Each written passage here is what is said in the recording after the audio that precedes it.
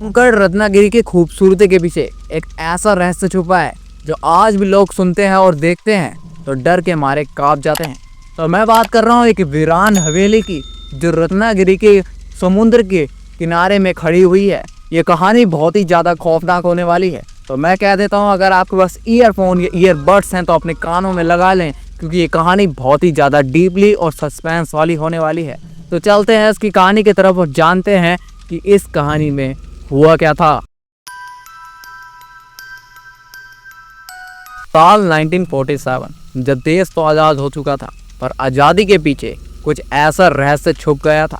मैं बात कर रहा हूँ रत्नागिरी के एक ऐसे इलाके की जहाँ पर आज भी एक ऐसा वीरान हवेली है। एक ऐसा राजघराना था पहले, जिसके राजा थे हमारे राजा वीरेंद्र सिंह, और उनकी एक ही इकलौती बेटी थी जिसका नाम था निशा। लोग कहते थे कि ये इतनी ज़्यादा खूबसूरत है कि हमारा समुद्र भी उसको देखे तो वो भी शर्मा उठे, पर उन्हें नहीं पता था उसकी खूबसूरती के पीछे एक ऐसा काला साया छुपा हुआ था जो ना भगवान था ना कि इंसान। वो एक था वीरान हवेली वाला भूतनाथ। एक दिन निशा अपने कमरे में बैठी हुई थी और उसने अपनी बालकनी से समुद्र की ओर देख रही थी, अपने आप को एक तरह से संतुष्टि पाने के लिए। लोग कहते हैं ना कि अगर समुद्र की तरफ देखो तो आप रिलैक्स होते हो, और वो रात में अपने घर से मतलब बालकनी से बाहर की तरफ देख रही थी। तो उसको क्या दिखता है कि एक लेडी है जो कि समुद्र की तरफ ना देख रही है।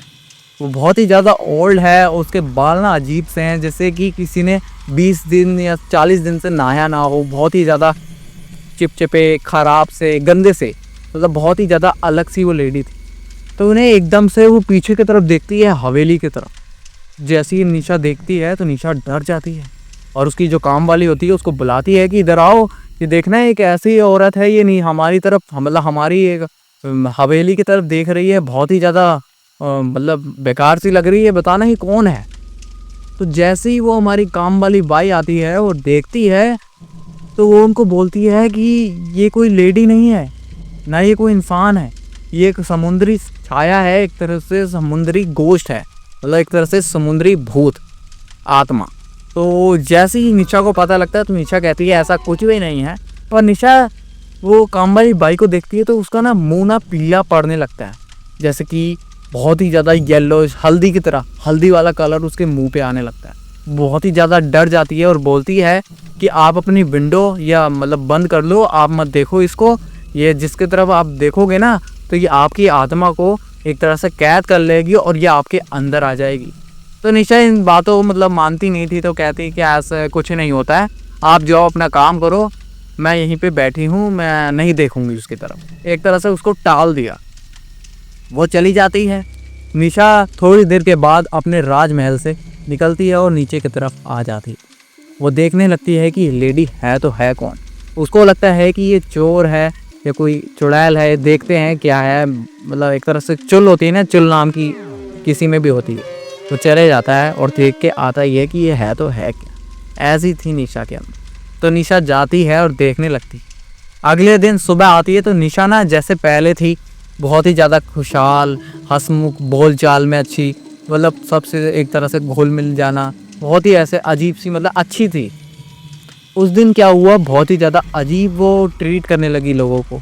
वो अपने पापा मम्मी से भी अच्छे से बात नहीं कर रही थी, गुस्से में बात कर रही थी, जैसे कि इसको कुछ हो गया हो। पर कुछ लोगों को पता लग गया था कि इसके अंदर कुछ ना कुछ तो है, कुछ ना कुछ तो इसने गड़बड़ कर दिया। जैसे ही अंदर आती है तो बहुत ही ज़्यादा अजीब सी आवाज़ें आने लगती हैं। जैसे रात में होते हैं ना तो सैनिक जो थे वो गायब होने लगते हैं। ऐसा लगता है कि सैनिक को कोई मार डाल रहा है, पर उसकी ना लाश भी नहीं मिल रही। जैसे गिनती होती है ना, जब उसका कमांडर उसको बुलाता है कि कितने सैनिक आए, तो जैसे किसी दिन 50 आए, फिर किसी दिन 25 आने लगे, किसी दिन 15 आ रहे हैं, किसी दिन 12 आ रहे हैं, किसी दिन आ ही नहीं रहे हैं। मतलब एक तरह से सैनिक धीरे धीरे करके मर रहे थे, पर उसके पीछे का राज किसी को पता नहीं था कि उसके पीछे हो तो हो क्या रहा है।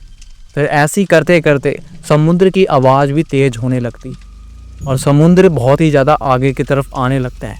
जैसे कि हवेली के बहुत ही ज़्यादा दूर था, एक तरह से आधे किलोमीटर दूर था, पर समुद्र अब 200 मीटर ही दूर रह गया है। 500 मीटर से 300 मीटर आगे आ गया है वो समुद्र। लोगों को लग रहा था कि इसके अंदर कुछ ना कुछ तो गड़बड़ हो चुकी है। फिर किसी ने बाबा उबा को दिखवाया और बताया कि इसके अंदर वही आत्मा आ चुकी है जो समुद्र में राज करती थी, और इसकी आत्मा अब मर चुकी है। उसने उस आत्मा को मार दिया और ये इसके अंदर आ चुकी है। जैसे ही इसको पता लगता है और उसको पता लगता है तो वो पूरे मतलब हमारे राजमहल को मार देती है और खुद उसके अंदर रह जाती है। तो यही थी ये कहानी जो हमारे रत्नागिरी की थी। और आपको कैसे लगी तो हमको कमेंट में बताना। मिलते हैं दूसरी वीडियो के साथ, तब तक के लिए नमस्कार, बाय बाय, थैंक यू।